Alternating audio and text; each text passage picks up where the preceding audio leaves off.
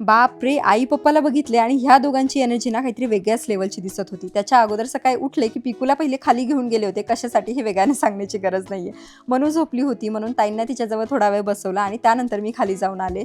घरी आल्याच्या नंतर ना ह्या दोघांचा मॅन्डेटरी व्हिडिओ कॉल तर झालाच पाहिजे. त्याच्यानंतर आम्ही ब्रश करायला घेतला. जेव्हा आपण मोठ्या ब्रशने आम्ही ब्रश करतो ना, तेव्हा आम्हाला फक्त टूथपेस्ट खायचं असतं म्हणून हे छोट्या ब्रशने मी तिचा ब्रश करत असते. आता असं कडेवर घेऊन कसं काय काम होणार आहे हे माहीत नाही, पण हे एवढं सगळं लाड प्रेम का चाललं होतं माहिती आहे? आई दुधामध्ये 2 बिक्की दे ना प्लीज त्याच्यासाठी.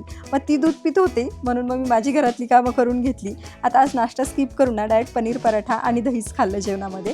मनू छान खेळतीये आणि बाल्कनीमधलं ना आज इलेक्ट्रिशियनचं आणि बाकी ही PVC शीट बसवायचं काम चालू होतं आणि फायनल लुक हा असा काहीसा दिसतोय. बाकी डेकोरेशन वगैरे जसं करेल ना तसं मी तुमच्यासोबत ते शेअरसुद्धा करेल. त्यानंतर स्नॅक्समध्ये मनूला हा शेंगदाण्याचा लाडू दिला होता जो पिकूला सुद्धा खायचा होता आणि त्याला दिला नाही म्हणून शहाणा असा रुसून बसलाय. इव्हिनिंगच्या वेळेला इथे आई पप्पा आलेत आणि पप्पाला बघून पिकूची रिॲक्शन जी काय होती ना ती बघून तर मी थक्कच झाले. म्हणजे ते कितीही दिवसांनी येऊ देत, पिकू ह्या दोघांना कधीच विसरत नाही आणि ते आले की 10-15 मिनटं तरी त्याचे लाड करायलाच पाहिजेत.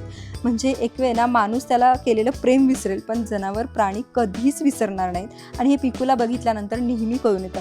पिकूचे झाल्यानंतर मनूचे लाड झाले आणि असा होता आजचा दिवस. चला भेटू नेक्स्ट व्हिडिओमध्ये. बाय.